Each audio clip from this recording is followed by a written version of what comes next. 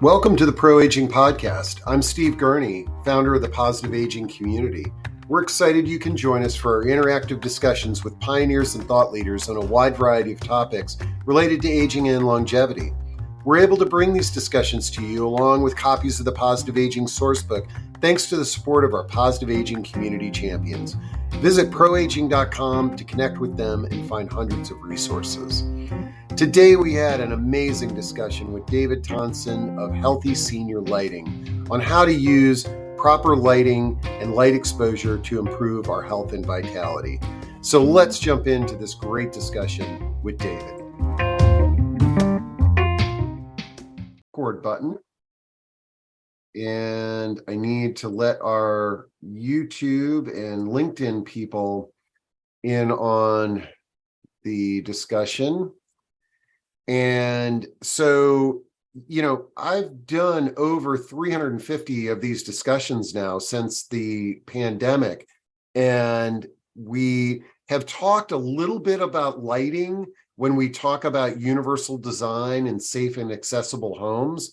But I was really thrilled to be introduced to David Thompson, who runs a business called Healthy Senior Lighting, and been able to get him on because I think this topic, again, to my surprise, it's not one that we've addressed, but also the information and data that David's going to share with us today goes beyond the lighting from a safety perspective and tripping hazards and reading to expanding that to the health aspects of having the right lighting and the right settings. So, David, I'm really charged up to have you here today for the discussion.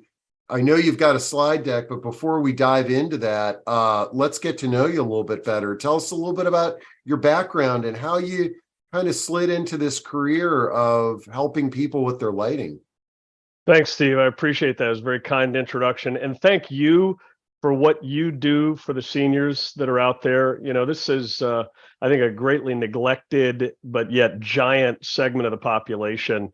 And what you're doing is just fantastic. So thank you. I think we all have that objective to improve the lives and, health and vitality of those we love and care for. And the older I get, the younger 90 is. So I want to make sure that somebody's going to be caring for me. So everything you're doing is going to affect people now and in the future. So I appreciate that. My background is I had a commercial lighting company for a while, and I became fascinated with the flood of research that was coming out of academia on the impact of light on human physiology, health, vitality. And, in a commercial setting, we're able to improve the productivity about 5 to 22% by putting in light that replicates daylight during the day and takes it out at night. But really, a big chunk of that is what happens outside the office. And for seniors, 97% of their lives are spent indoors, and they want to age in place, and they lose the benefits of a natural sleep-wake cycle that's controlled by light. So a few years ago, we started Awaken Blue. That's my commercial lighting company, and we started Healthy Senior Lighting as a subsidiary of that to hit that senior market. Excellent. All right. Well, let's dive into this discussion. I will duck behind the curtain here to give you full our audience full screen ability. And to remind our audience members, if there's any questions that you've got for David, you can just type them in at any point during the discussion using chat or Q&A. And then, David, feel free to take a few breaks throughout your talk. And if there's anything that pops up on the chat, I will let you know. And really looking forward to the learning about what we can do with our lighting. Steve, thanks so much. And thanks for that warning on that you're going to be popping in, because I'm a known data dumper and I can go on a rant. So feel free to block in at any point. So I wanted to touch a little bit on the people who are caring for the seniors. Before we talk about seniors, make sure that all of you are getting 7 to 8 hours of sleep a night. So for example, one night, just one night of sub 5 hour sleep reduces your immune cells that are floating around in your body, your T cells, Th cells, and killer cells that fight cancer and disease. One night of sub 5 hour sleep reduces those by 70%. Big number. Sleeping less than 6 hours a night for a week blocks cellular insulin absorption at a high enough level for you to be considered pre-diabetic. Insulin is on a sleep-wake cycle. So when you disrupt that by not sleeping, and a lot of people who are caring for seniors who have sundowning are not getting that sleep, you need to make sure that you're taking care of yourself. Blood pressure, heart attack, stroke, everything's bad when you get less sleep. Less than 6 hours a night increases your arterial calcification by 200 to 300%. And by age 45, those who sleep less than 6 hours a night are 200%, so twice as likely to have heart attacks or stroke than those who are sleeping to 7 to 8 hours a night. For your heart health, if you sleep less than 6 hours a night, you have an increased risk of a negative heart event by 300% over those who sleep 7 to 8 hours. Weight loss is impacted. As we talked a little bit about insulin production, but there are a couple of hormones which stimulate appetite and reduce your craving for food, and all of those are affected by poor sleep. Ghrelin and leptin are those two. And when you wake up and you haven't had adequate sleep, you crave carbs and caffeine. We wonder why there's this explosion of all these energy drinks.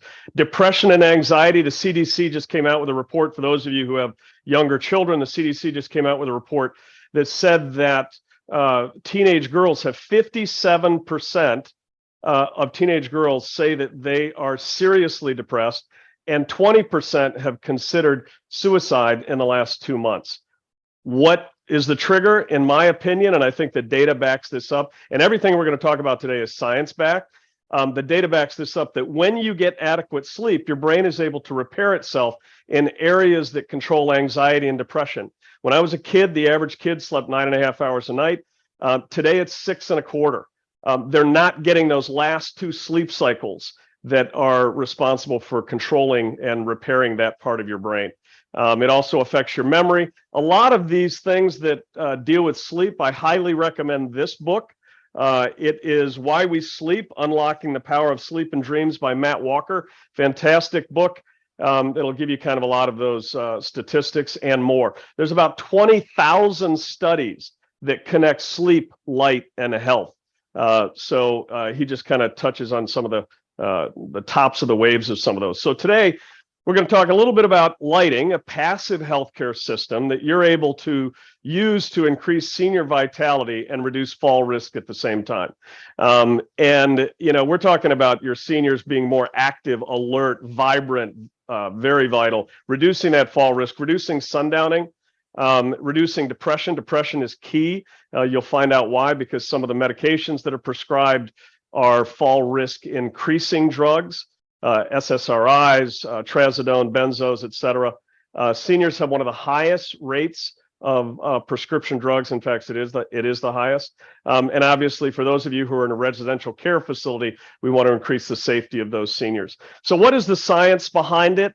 And it's pretty basic, really. Your eye controls a switch inside your brain that swings one way to make you alert and one way to sedate you.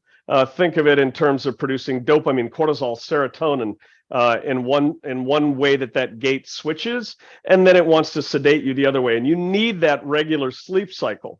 13 universities came together about 10 years ago and said nearly every physiologic and metabolic function is under some degree of retinal control. I've seen anywhere from 82 to 95% in some of the data. So what are those 2 types of light?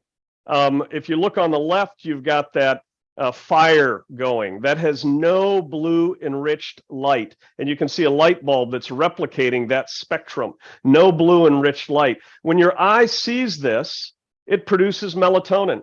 Melatonin is how your body triggers sleep. It doesn't keep you asleep, but it triggers sleep and a bunch of other processes in your body and brain. When you see blue enriched light, and for those of you who live in northern climates, you obviously get what this is.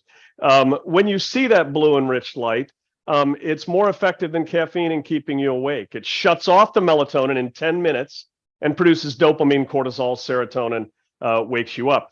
That's what happens on your screens. You're looking at your phone before you go to bed. You're going to be affected. It's going to shut off your melatonin. You're not going to get that full restorative sleep with those deep delta peaks that you need. So what is the devastating impact of this? Well, in a senior community, 30% of all falls occur at night.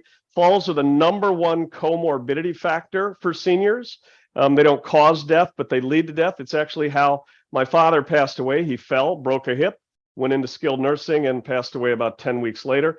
Very common story, and it makes it a very personal battle for a lot of us. Thank God my mom is still alive and healthy. She's 95 and lives alone at home. Depression is key because most physicians will prescribe, and obviously I'm not an MD. I want you to consult with your physician for any medication you go on or off of.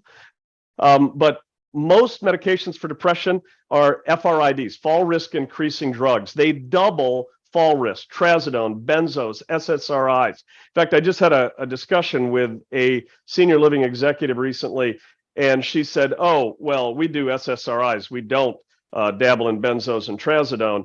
And it turns out, after I did a little digging, SSRIs increase those on SSRIs. There's a study that came out recently that showed that it increases your risk of hip fracture by 476 to over 600%, a peer-reviewed research paper. And depressed patients consume 50% more healthcare dollars across all modalities. It also affects dementia, rapid neurologic decline, behavioral outbursts in some of these facilities are pretty significant. So when you get daylight at the right time of day, what are some of the studies showing that the impact is to those seniors? Reduced dementia outbursts we talked about, improved memory, resistance to cancer. There's numerous studies showing that being exposed to natural daylight, especially early in the day, provides breast cancer reduction, a reduction in breast cancer risk. It slows the progression of neurodegenerative diseases. You get reduced mortality from myocardial infarction. Almost everything is impacted by getting that light, and you're able to reduce depression without antidepressants and a whole lot more. So what is specific to seniors? Seniors have a yellowing lens. That's probably nature's natural way to protect the retina as you age, because we've only had artificial light for 125 years or so, and we've only had real blue light, TVs, screens, phones. They're awful at night. We've only had that for, let's call it 25 years. So the eye naturally yellows, that lens naturally yellows as you age. If you look at somebody, look at that lower right, you see 91 years old. That's a pretty brown lens. A 90-year-old only gets 5% of the light in their eye that a 18-year-old does. 5%. They've lost 19 out of 20 parts of their vision. And you talk about trip hazards. You know, confidence is a big thing that deals with fall likelihood. You want to be confident. You're not going to be confident if everything's dark. So you want to make sure that that room is bright, and you want to give them more blue light. Seniors, as I mentioned, spend about 97% of their lives indoors. The vast majority of those lights are at what we call a Kelvin rating, or a warmer light, a light that's more yellow and has more red tones to it. And they're producing their melatonin during the day. As you age, you only produce so much. You produce less and less melatonin as you age. And so they're using it up during the day, and they wander around at night. So you want to make sure that you give them that blue light during the day, preferably natural, right? If everybody's spent 4 or 5 hours a day outside, I wouldn't even have a job. I wouldn't need it, but they don't. We spend our lives inside. So what are the results when you do it when you do it correctly? We can reduce cachexia, the wasting away. The food looks better. The patients are more engaged, lower depression, more awareness, etc. We have done residences, but primarily what we do are commercial residential care facilities. This is just a sample. And on the left side, you see the before pictures. And actually, those before pictures are actually brighter than it was. In this particular facility, we did the measurements, which we always do beforehand and after. We survey the staff beforehand, survey the staff afterwards. When we did this lighting or measured the lighting beforehand, it was roughly 1/3 of what it should have been, probably from a well-meaning architect who said, hey, we need to keep these people relaxed, not realizing the impact on their health, physiology, and neurology. And the light levels were actually lower in some areas than a warehouse picking environment, according to OSHA. We cleaned it up, and it's interesting, my staff, my installers, they told me at the beginning, they said, we thought your lights were hocus pocus. They said the first day we were here, this is a memory care facility, the first day we were here, these people were zombies wandering around, falling asleep at the table. And day 2, they're bugging the mess out of us. They're asking us questions. We had to corral our materials because they were starting to poke around in it. You woke these people up. And I said, yeah, that's what we do. So a typical residential care facility has a significant impact on it. Hey, so hey David. Yeah. Before you transition in, this is awesome stuff, and it's amazing to see the differences in those photos. That you can see the difference in the light there, and how easy it is to, like in that lower right hand corner. Just imagine if you're reading a book and sitting at that table, how much easier that's going to be to see. But Hannah has a question. When you're talking about getting 7 to 8 hours of sleep, she was wondering, is there anything tied to the time that we go to bed and sleep? So for example, like 10 to 6, is there any optimal time to get those hours? The optimal time is 10 to 6. Okay. And I have a sleep email that I send out to my clients and friends and anybody who's interested. And that email covers behaviors you can do, and it also covers devices that you can buy. And by the way, for anything I'm going to recommend to you guys in terms of products, I don't get reimbursed for any of it. In fact, I've been accused by my colleagues of giving away, tens of thousands of dollars in free consulting, because I think everybody needs this. So 10 to 6 is ideal. You want to sleep in complete darkness. We're going to cover this a little bit later in another slide. And you want the room to be cooler. If you work third shift, you need to sleep in complete darkness still, putting cardboard over the windows, literally the smallest amount of light, about 1.2 foot candles of blue and rich light, has been shown to disrupt the depth of your sleep.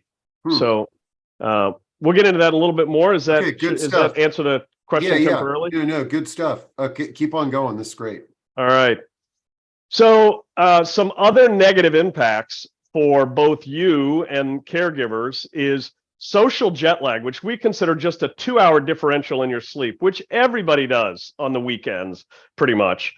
Increases your risk of depression, alcohol, nicotine, caffeine, your body mass index, your resting heart rate changes by 5 beats a minute, HbA1c, your diabetic impact is there, and that's just a 2-hour change. So we need to make sure that caregivers, those who are caring at home, both in facilities and at home, are watching their light exposure inside the work environment and outside, but especially for those seniors who are in these lights all day long. So studies on lighting and seniors, we've got about 300 peer-reviewed research papers. There's 20,000. I have not read them all. I have a neuroscientist colleague that we've got on retainer who's got a couple thousand, but there are significant impacts. When you put in human-centric lighting, one of the studies that recently came out showed a reduction in fall of greater than 40%.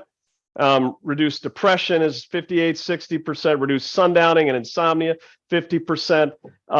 And we're going to talk about migraines and flicker and some other things that you have to look at in the lighting that you install. You really want to increase that daytime alerting light and remove that daytime alerting light at night. So let's talk about morning light. the first hour of daylight has a different spectrum from the rest of the day. And it's shown that 20 minutes of that morning light exposure is as effective as antidepressants in treating depression. When we looked at that facility earlier, the one with the before and after pictures, what I found out, because we always interview the staff ahead of time, they keep the shades down in the morning. They tried to keep the place dim. Now that's first shift, who wants everybody sedated and wandering around like zombies during the day. Second and third shift, you want them sleeping. That's when you want them sleeping, not first shift. So we changed some behaviors among the team, got those shades up. They're getting residents outside in the morning. You may not have remembered, but one of the earlier slides showed an architect had designed a building with the lights down low so that the residents could view the garden, right? They're not getting daylight, they're viewing that garden. And what they really needed is for those lights to be up, skylights to be in, as much natural light in as possible. You're not always able to get those seniors outdoors. And we're not going to be able to replicate sunlight perfectly, regardless of what product's on the market now. So the combination of the two is the best thing you can do. And really, there are no side effects to natural light. And it increases the mobility and reduces that fall risk. So what does the solution look like? 4 to 5 hours a day, we mentioned, is critical if you can do that. On the right-hand side, you'll see a couple of light bulbs. One is at 6,500 Kelvin. Kelvin is just a way that we measure blue light. A blue light inside of white light, the blue enriched lights. 8,000 Kelvin, to give you kind of a perspective, is blue sky. And this is 6,500. This light that's there is programmable to give you that daytime light when you want it, and it removes it at night, as you can see from that picture on the right. Some other products that we recommend is, you can see there's under bed lighting. I got another picture that's coming up for that. Toilet lighting lights up the bowl, gives them a target to aim at, so they're not flipping on the light. I went into another senior living facility. All of their night lights were super blue enriched light. Like probably, I didn't test them, but 6,000 to 8,000 Kelvin. So your resident gets out of bed because they've got to go to the bathroom. They go to the bathroom, they hit that, they see that night light, it disrupts their sleep, and now they're not sleeping at all. And that was a memory care facility, not the one that I did. It was a different one. So you want to control that natural circadian cycle, not bathing somebody in firelight their entire residency. So some protocols. What are some things that you're going to do for your staff if you've got a staff taking care of your residents? Get them outside, like I said, first hour. Turn on those white lights. Open the shades in the common areas in their residence rooms. Get that bright light in there as early as possible. After dinner, turn those white lights off. Make it a more warm light, incandescence. Anything that's about 4,000 Kelvin or less, but if you can get down to about 3,000 Kelvin, that's what an incandescent is, get down to about 3,000 Kelvin. I actually set my lights in my house and in my 95-year-old mother's house at 1,700 Kelvin at night, but you got to kind of balance the brightness with that lower Kelvin. Your eye is more sensitive to blue light, so it appears brighter. And so you've got to kind of balance that to make sure she can still see. You want to sleep in complete darkness, and you want to make sure that temperature goes down at night. Your body, your core body temperature needs to drop at night. So regulate your sleep hygiene, adjust those screens. You can adjust on some smart TVs. You can pull out that blue light. We're going to talk about some products in a second. On Apple or Droid phones, you can pull out, not all of it, but you can pull out a significant amount of that blue light. Hey, So, David, really good question that just popped up is how can we as consumers measure kelvins in our house? your light bulb is going to have a Kelvin rating on it. So if they're smart lights, they're going to have if it's an incandescent, it's going to say, the new lighting labels show this. It'll say probably 3,000 Kelvin to 2,700 Kelvin. If it's a smart light, it has a range. There's a regulating body that actually will not allow a light to be certified for a lot of rebates. If it's over 5,000 Kelvin, I don't know why. It's ridiculous. But you want to make sure that you're looking at that label and seeing what it can do. Okay. Lighting, they have in the apps, they tell you what you're setting at to adjust it. Does that Yeah, no. answer the question? Good to know. The device so that actually it's on the our device that bulbs. actually measures the Kelvin is pretty expensive. Okay. So you just got to look at the labels or the app. Is that? Yeah, that's good. Keep on going. All right. So we were asked earlier about what can you do personally to regulate your sleep. Maintaining that consistent daily schedule. Turn off that screen when you're within 2 hours of going to bed. You look at blue and rich light, and it shuts off all your melatonin in 10 minutes, and it takes 2 hours to restart it. So you want to minimize that blue light at night. I know a lot of people say, I can't go to sleep without the TV on. There's glasses that I'm going to show you that can pull that out. And then if you really want to spend the money, OLEDs, organic LEDs, OLED TV, you'll see them at various retailers out there. An OLED TV produces about 70% less blue light. So you can get an OLED TV and put on the glasses and you can watch TV at night. The glasses take out about 80 to 85% of that blue light. Don't go to sleep on an empty stomach. Don't go to sleep on a full stomach. Super easy. On the caffeine side, you want to make sure that you limit caffeine after noon. On the average person, it takes about 12 hours to fully metabolize caffeine. And if you have taken a lot of caffeine, I was wondering, I'm a sleep expert, I'm a light expert. Why am I waking up at 3 a.m? I would have a couple of cocktails after I'd had a lot of caffeine during the day, a lot pounding the coffee from waking until 5 o'clock. Then I have a couple of drinks. Alcohol stops caffeine metabolization. So now when the alcohol wears off, the caffeine comes back and you pop awake. So just a little tidbit there. It's in my sleep email that I send out. Limit beverage consumption before bed, especially for your seniors, about an hour before bedtime, to get most of those liquids out of your system before you get in bed so you're not waking up in the middle of the night. And I don't have this in any of my product recommendations because it's too expensive. I have a mattress pad that I sleep on where I can adjust the temperature of that bed. I sleep at 67 degrees. I set my house at night at 70 degrees. I sleep cold and I sleep better. And for those of you who sleep up north, you know what that's like as well. This is where I start talking about the products that you can use. For programmable lights, a lot of people like or see most of the retailers carrying the big names, the Philips, the GE. Some of those lights I've tested and they've been inconsistent in their output. The two that I like, and they're pricey, is Wise Lighting, but I only like their white lights. Their colored lights that we've tested have flicker. LifeX is another one. That is a high quality light. They just got bought out, so I hope that doesn't change. But LifeX has both their white and their colored lights. Their smart lighting are really excellent lights. I mean, they're really almost museum quality. When you're looking at a dim to warm, so you're using your slide dimmer to dim that light down, I like Brilli. It's not Wise and LifeX are both app driven, and you're going to have to talk to support. It takes a little bit of time to program them, but they're getting better at it. Dim to warm is where you slide that thing up and down. I've got a couple of those in my house, and Brilli makes a good product. One of the things I want you to watch out for, and you can test this at home, take out your phone during the day, of course, and put it on slow motion and record your LED lights that are in your house. 5 seconds.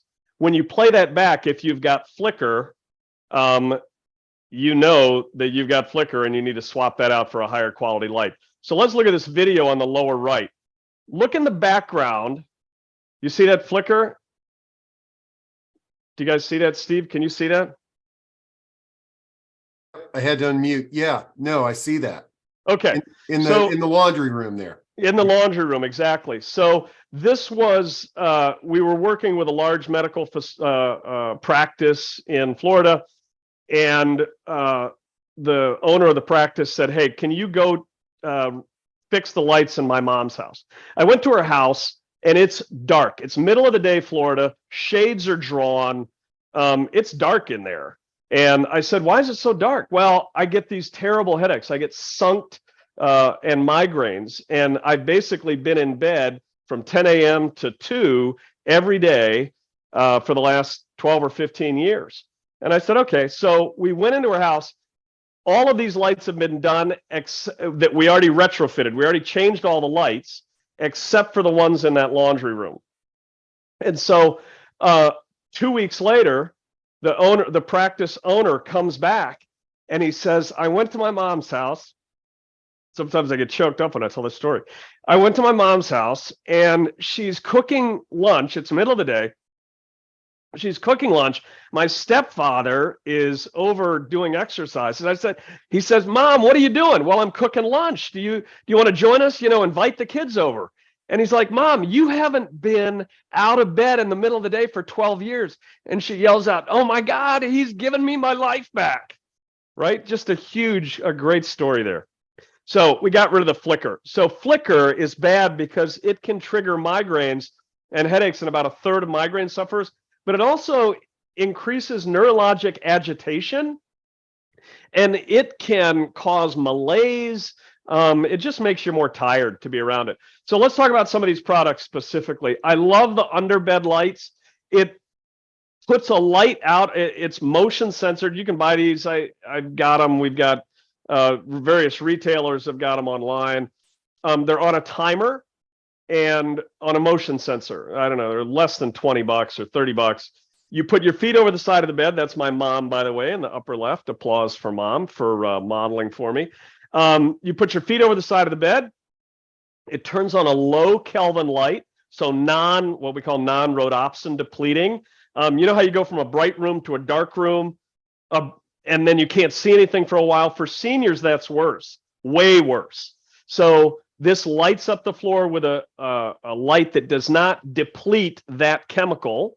You now go to the bathroom, do your business. You've got your target area there, and then you climb back in bed. And my mom actually mocked me when I first put these in, and now she swears she can't live without them. So truly a great product for seniors. Lighting around door frames at night is another option. The glasses that we talked about are right there. I like TheraSpecs. There's about 4 different manufacturers that make the glasses that are will block about 80 to 85%. They're not going to be the ones that you see on TV or the ones that you hear about. These are about $100 to $120. That sleep mask, you need to sleep in complete darkness. That sleep mask is about $10 at Bed Bath & Beyond. It bulbs out over your eyelashes. I don't like the ones that smash your eyelashes. It bugs me. So you need to sleep in complete darkness and keep that blue light away from you at night, especially within 2 hours of going to bed, and especially for your seniors. And they are going to get up more at night. So make sure that you've got some safety things in place so they can see without going from that bright room to the dark room. Again, 30% of all falls occur at night when they're supposed to be sleeping. So the results of putting in this lighting and some of these products: lower the fall risk, less depression, fewer dementia-based outbursts. I saw one study that showed 54% less, the screamers, the laughers, the criers that are disrupting everybody else's sleep. 50% fewer outbursts. I think that was in the Pacific Northwest. Improved safety, a better work environment all around for your employees. And it's basically passive healthcare. Educate your providers. You can show them this video. Steve's going to put this up on YouTube. Educate the providers on what they can do. Educate your patients and the loved ones who may be admitting them to one of those facilities. You're going to improve patient outcomes. And again, reducing that fall risk is one of the key benchmarks for providers, for facilities on your star rating, and for somebody who just really wants to take care of their loved ones or age in place. And really, ultimately, it saves the organization, if you've got a company that's running the facility, and all elder system resources. I think we're going to see in the next 5 years or so CMS, the Center for Medicare Services, is going to require this type of lighting for seniors. Home health care should be putting in this kind of lighting. We're actually at Healthy Senior Lighting and Awaken Blue, we are developing a product specifically for seniors that's going to eliminate some of the problems with programming and timing of the lights and all this other stuff. We should have that out hopefully by the end of the year. And that's basically it. Questions? Did I bore everybody? This is really great. And as I'd said, I've never heard this before. So if I've never heard it, I know our audience has never heard it. But Mary says, I think when you're talking about 4 hours of outdoor light, she said, this explains and justifies my daylight addiction. Yeah. And that's a great thing for us all to be addicted to for daylight. But, you know, David, I'm not sure if you knew this or if people in the audience knew, but I'm 57 right now. But when I was 43, I did this little project where I lived in 5 different senior living residents as a temporary resident.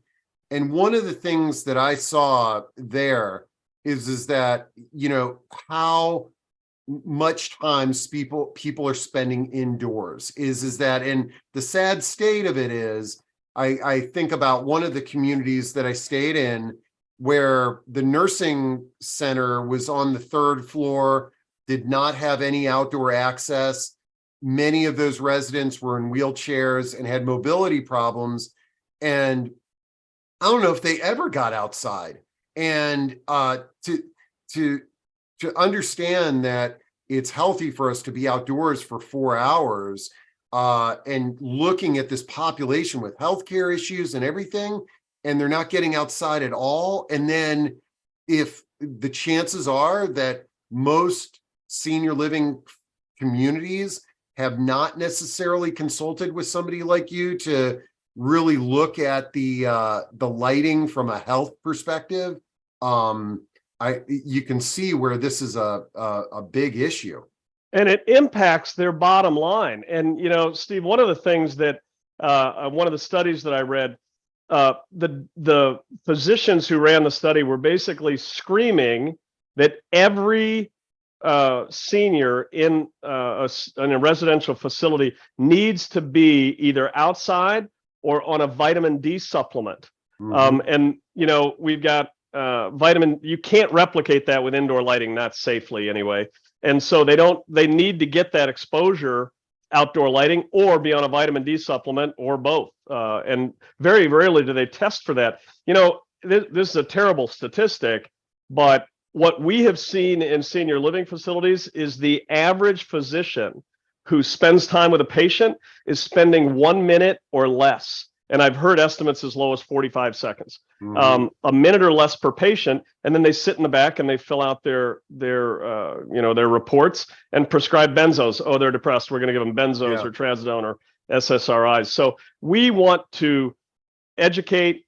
Obviously, we're not physicians. Again, talk to your physician before you would change any medication or add any medication. But you know, we want to make sure that we're doing as much naturally as we can. This is passive healthcare. You turn on the lights anyway, and you know you're flipping on the lights for those residents. Why not have it be a light that's actually going to improve their health and vitality during the day and help that first shift understand why they should not want them sedated during the day to improve the care at night. The majority of residential facilities, the average lawsuit for a fall is $168,000 settlement. So we not only reduce healthcare costs, we reduce those liabilities, we reduce those expenses. And it's surprising the amount of false information or assumptions that we get when we go into a senior living facility, like that one executive who said, oh, we just do SSRIs, not trazodone or benzos. Okay. Mm-hmm. You know, there's just a variety of things that they're just not aware of, including just opening the blinds. Yeah. Oh, no, that's probably the easiest thing. So let's see. Someone said, I missed the very beginning, and I wondered if David addressed whether one should buy a bright white or a daylight LED light bulbs for lamps. I only buy 100-watt equivalent for lights now. Can you kind of go over for, the typical homeowner? It's sort of, if they're, I added the links to all the light bulb companies that you referenced, but if we're going into Home Depot and buying our lights, what are some of the things that we can look for that can help us with this?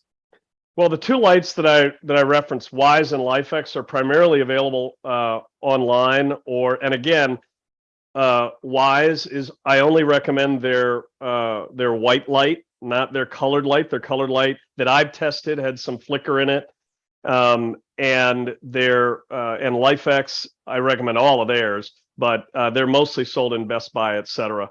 Tougher to find in a store, depending on the store that you go to.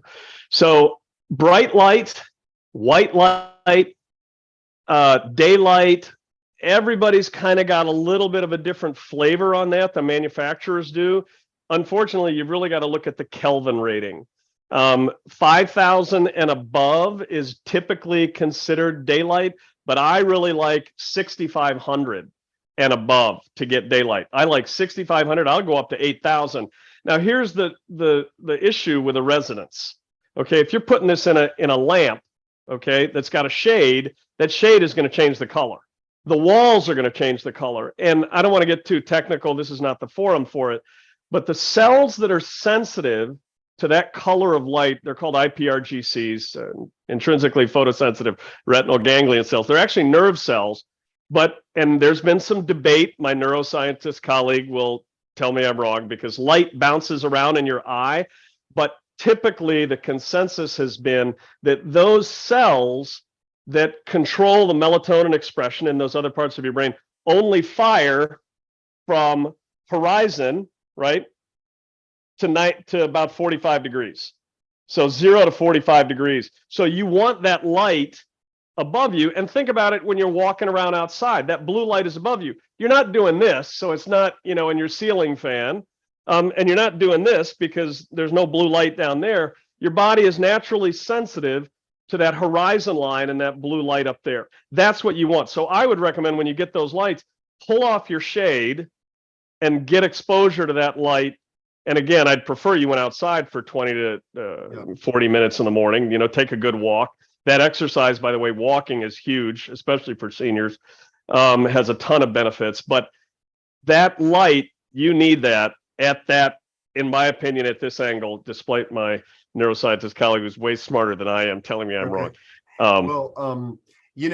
Sylvia has a great question, and you didn't bring these up, but what about using a light box, especially in the wintertime? I've heard of these, but what are your thoughts on the light boxes? It depends on the color of the light that's coming out of the light box. Now, there is one of my favorite guys. He's on YouTube.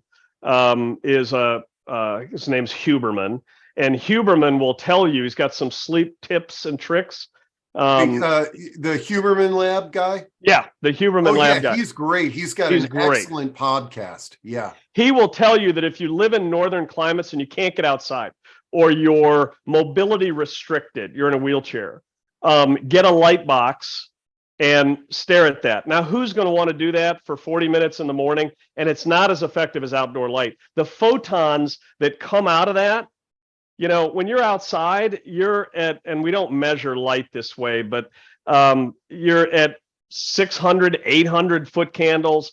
Inside, the most you're going to tolerate is about, 75 to 100. You're getting multiples of the quantity of light, the photons that are hitting your body outside than you are inside.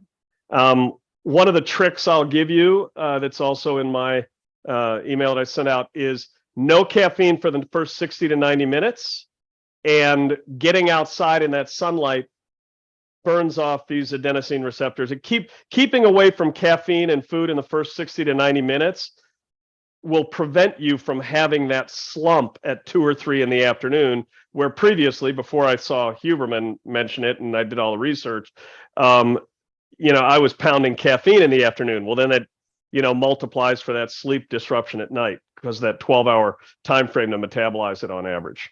Yeah, okay, we got some good questions here. We got Tiffany who says, we're in Georgia opening a brand new community.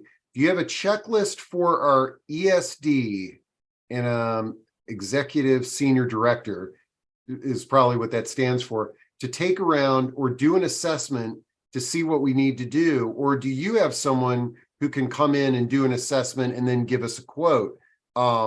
Great question, Tiffany, and congrats on a new community.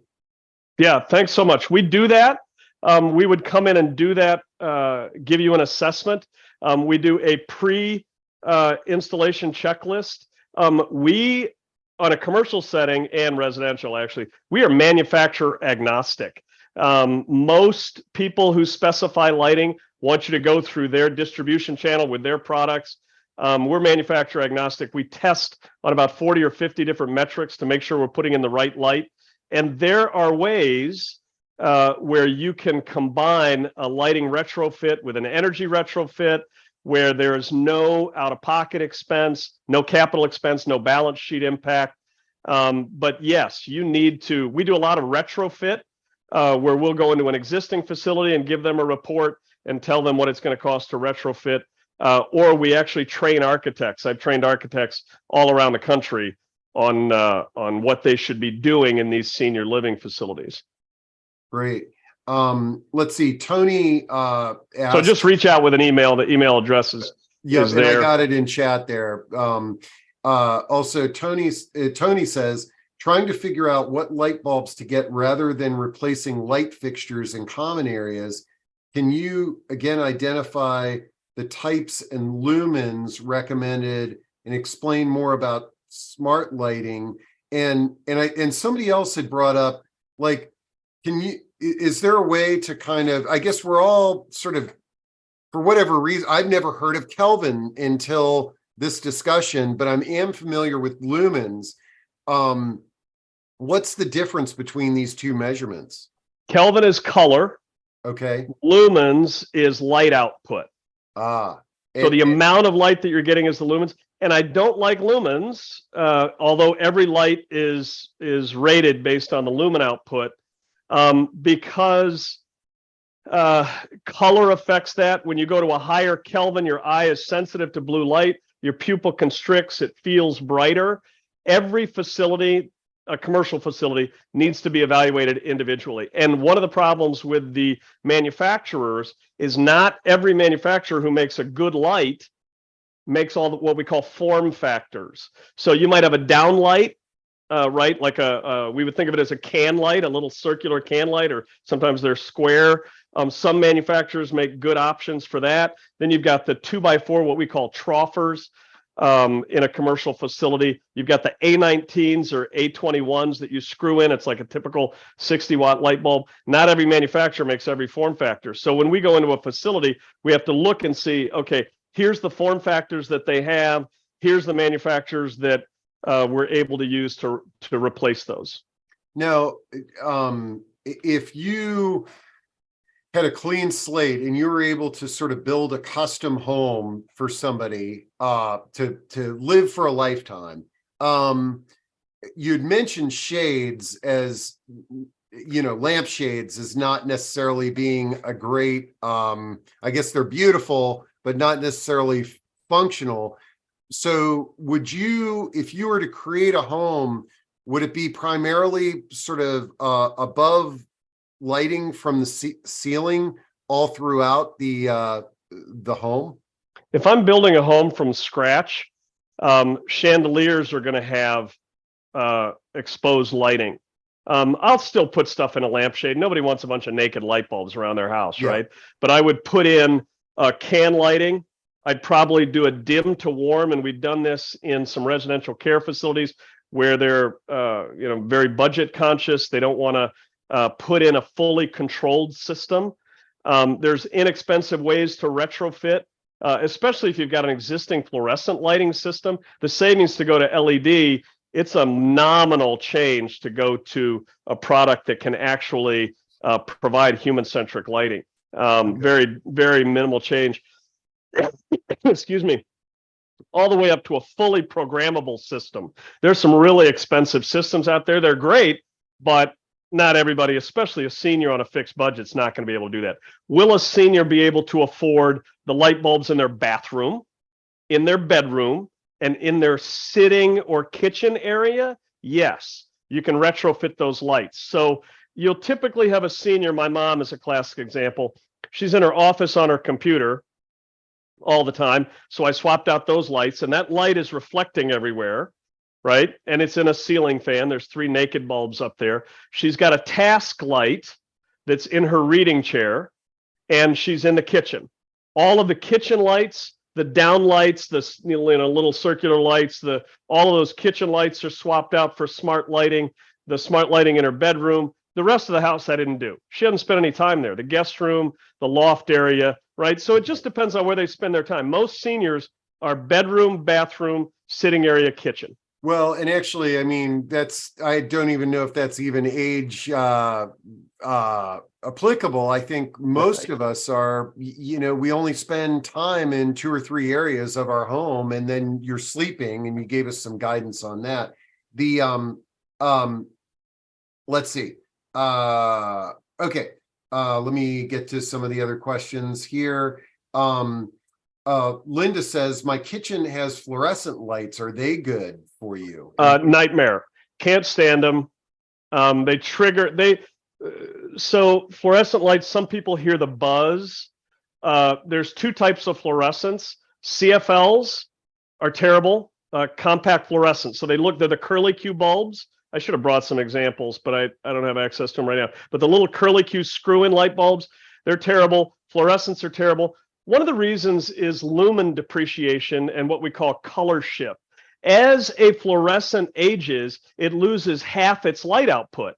Well, the architect may have specified 50-foot candles in a fluorescent environment. Nobody replaces those lights till they die. By the time they die, they've lost 50% of their light output, and typically they've color shifted into an even warmer color, and they typically have pretty bad flicker. Fluorescents are the worst. And when you swap to an LED, you save significant energy, commercial or residential. Now, residential is not as impacting because in a residential setting, the average light's only on 3 hours a day. Commercially, that's a big change. I'm getting ready to do 2 senior living facilities in Nevada, and those senior living facilities, you would be shocked at how dark they are. It's like a cave, and here they are in Nevada where the sun is, out all the time. So they're fluorescent, and they've just gone super dark. So we're going to have a major impact on their health, vitality, their repair after myocardial infarction, lower hospital stays, everything kind of factors into that light. Oh yeah, and I imagine also falls, just not knowing, not being able to see where you're going. Tiffany, is the provider who is creating the new community in Georgia. The acronym ESD is actually the Environmental Service Director. So the person who's in charge with the whole environment. So that would be great. Let's see. Mehar says, as an occupational therapist and aging in place specialist, I can say this is one of the best talks related to aging that I've attended in a while. So thank you. Well, thank you, Mehar. That I agree. Our goal is to provide topics and presenters that you don't hear about. I mean, so this is a topic that I've never seen a discussion on. So Linda says, what should I replace them? Okay, so here's the thing. I mean, a lot of us, are dealing with an environment that we bought, and Linda's talking about, I got these fluorescent bulbs, ideally, I guess if we could go in and do a retrofit, but that might not fit in everybody's budget. For somebody who's got those fluorescent bulbs, what are some ideas that they could utilize that are, aside from having the contractor come in and rip everything out? Do not have a contract in a residence. Do not have a contractor come in. It's a complete waste of money. Okay. You can retrofit almost every fixture in a residential home. The main thing is when you go to Home Depot or Lowe's or Best Buy or wherever, put that phone on slow motion, and record the lights as you walk along. You'll be shocked at how many have flicker. And then look at the Kelvin rating. So you can take your tube light, right, your fluorescent tube, and you can pull that out, get rid of it. And there's what we call, I won't go into too much detail, but you can buy lights that actually, now you just put that light in and swap it in. Now, could you bypass the ballast? Yes, but you might have to try a couple of those to see if when you put it in, it doesn't have flicker, and put in a high Kelvin light. The problem is I have not seen a single residential tube light that's a smart light, because again, if you go to Home Depot and you see a $30 smart light next to a $5 regular LED, and by the way, those cheap ones, almost every single one has flicker. So, be real careful about the cheap ones. But when you see those two comparison, nobody's ever going to buy the $30 one or whatever the number is now. I mean, it changes all the time. But you can get a couple of tubes, get 6,500 Kelvin, pull that tube out, put the new one in just like you would if it failed, and you'll have that light. The problem is you don't want that light at night. Okay. So if you've got only a fluorescent light in your kitchen, put in a separate task light for within 2 hours of going to bed. If you're going in to get something to eat before you go to bed, or you're going in before, for a midnight snack or something, don't have that blue light on at night. Like I said, it only takes 10 minutes to shut off all your melatonin production. 74% of your melatonin shut off in 5 minutes. So this is a quick acting, natural neurologic, physiologic response to light. I love it. Okay, let's see. Annette has a question. How long should motion detection lights be set for? It's a good question, as long as you're going to be in the bathroom. So in my mom's case, and actually for almost every senior where I've installed these, it goes on the perimeter of the bed down low, and I put the motion sensor on the end of the bed near the wall, because that's where the plug is. You might want to put that motion sensor if it's in a master suite, where when they walk out of the bathroom, if you're in the bathroom for a long time, which some of us are, it'll come on when you walk back out. So that toilet bowl light, they're super cheap. They're, I don't know, $10, $15, the toilet bowl light. The bed light is maybe 20, 25, depending on what quality you get. That bed light, I set my motion for my mom at 3 minutes. And it's just a little dial on there.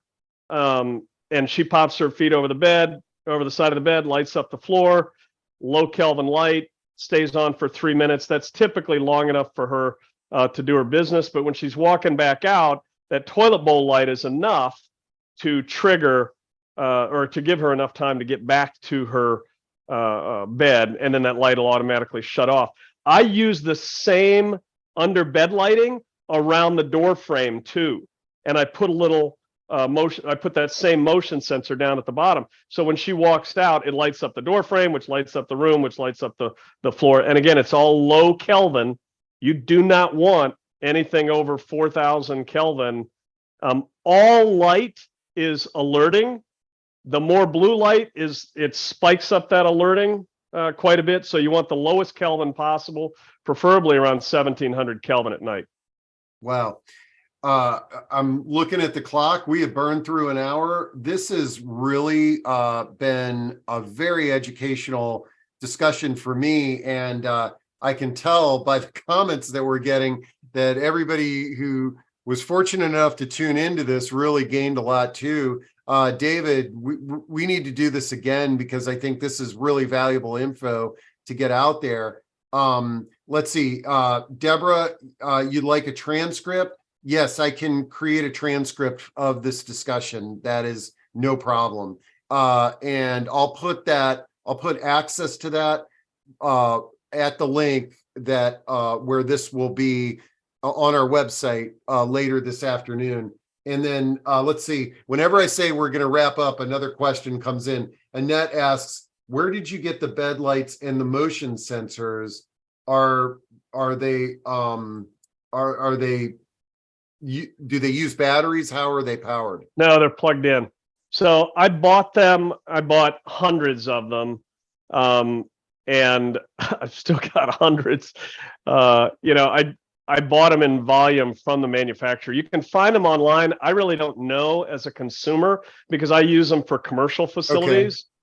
But I'm sure you can find them online. Look for underbed light. Do a search for underbed lighting with motion sensor and timer. But just make sure you're looking at those specifications to get a low Kelvin light. I've seen some really crappy, to use a term, underbed lighting. Just to give you kind of an idea, we've tested hundreds of lights and we've narrowed it down to about 5 or 10 manufacturers that we like. There's a lot of bad stuff out there because remember, LEDs are component based. And so you can make them in your garage if you want. And so what's sprung up overnight is 10,000 manufacturers. You didn't need a $50 million glass forming machine to make light bulbs. You can now make, buy the chips, buy the diffuser, buy the heat sink. And what Annette has a follow-up. What would be the how low of a Kelvin should you be striving for that underbed lighting? I like 1700 to 2000. Okay. So candle is 1700, 2000, a little bit brighter. 3000 is an incandescent. Firelight is around 2700, 2600. Give you kind of an idea. Great. And what happens with a natural incandescent is when you dim it, it naturally warms. So when I earlier referenced Brilli on their dim to warm, they make their LEDs warm as it dims. So it goes down to about 1700 to 2000 just by using a dimmer. And by the way, make sure you can't use an old dimmer. A lot of the older dimmers use a magnetic ballast or a magnetic control, which causes flicker in the lights. The real smart lights, they don't even want you to have them on a dimmer. Brilli is the dim to warm. When you see it say dim to warm, it's ready for a dimmer. If it doesn't say that, make sure you're looking at that label closely on some of the smart lighting. You cannot use a dimmer. And then you've referenced smart lighting quite a bit. Just the definition of smart lighting versus dumb lighting. No, I mean, for traditional lighting, the definition of smart lighting is? So typically smart lighting is programmable off of an app on your phone. Got it. So here's my house. I can turn my lights on. I can take this. If you look at my family room, I don't know if you can even see this, but I can dim it. I can change the color. You can really do just about anything with a smart light. But again, you want to test for flicker. Pop that up on again. One thing that I forgot to mention is you want to make sure, so this is a smart light. This is just a color wheel for this manufacturer. So right now, you can see up there, it says 6500 at the top. This is my family room lighting. And right now I'm switching it down to 1500 Kelvin. You can see that dial there. Okay. I switched it down and it's warm. So you can set it to do it automatically. Here's the 5700 Kelvin. You can set it to do automatically, program it, or do it manually. And I do it a combination of the two. Okay. One thing I have not mentioned, make sure that your lights have a high, it's another number to throw out. Make sure your lights are greater than 90 CRI. 90 CRI. So CRI is the color rendering index, and that's the accuracy of the colors. Sunlight is 100.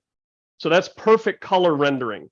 Make sure your lights are over 90. A lot of the crappier lights are 80. You don't want that at home, especially for a senior. That yellowing of the lens makes the food not as attractive. You want that sunlight pop on that food and on their environment. Okay, man, this is just eye-opening. Forgive the pun, but been just a really great discussion, David. I'm so glad that I met you and had the opportunity to introduce you to our community, and I'm really glad that this is recorded because I know that probably all of us who are on this are going to share this recording because we can help a lot of people out. Number one, I mean, now I know all about Kelvins and I had no idea that that existed. Yeah. One of the things we look at, and I showed it earlier, is the spectral distribution of the light. You want that daylight peak. It's depending on the expert, 470 to 492 nanometers, but that Kelvin rating, getting that blue in your white light, is critical to stay awake during the day. Man, this is great. Thanks a lot. Thanks everybody for your participation today. And let's see. Jane says, if a senior had a cataract surgery with a new lens, does that change the yellowing of the light? Well, I've had cataract surgery, Jane, and I can tell you, when you get that lens removed, it is the most beautiful thing you have ever seen. It's to replicate cataracts. A lot of times they put Vaseline over glasses, and I have to say that's pretty accurate. But I didn't know if you had anything to add on that question, David, regarding. Yeah. So as you age, your retina doesn't replicate its cells as well. And I won't go into the technical issues, but now your lens is clear. There's no more natural protection. It's going to feel brighter in that room. That's not bad because LEDs don't give off very minimal, almost unmeasurable, tiny bits of ultraviolet rays. When you go outside, don't wear sunglasses for about 20 minutes to that hour. But if you're going to be outside for an extended period of time and you've had lens replacement, then, cataracts or lens replacement, you're going to want to wear sunglasses to protect from the UV impact on your retina at that point. And we can get into more of that. If I end up having another opportunity to present to your audience, Steve, I'll make sure we cover the what happens with lens replacement. I love it. Let's do it. I'll reach out. We'll get you back on the calendar. And again, thanks so much, David. Thanks to everybody in the discussion today. And we'll see y'all at the next one. Terrific. Thank you. Thanks for all of your time and your attention. And thanks for all you do for the seniors in our lives and around the world. You bet. Thank you.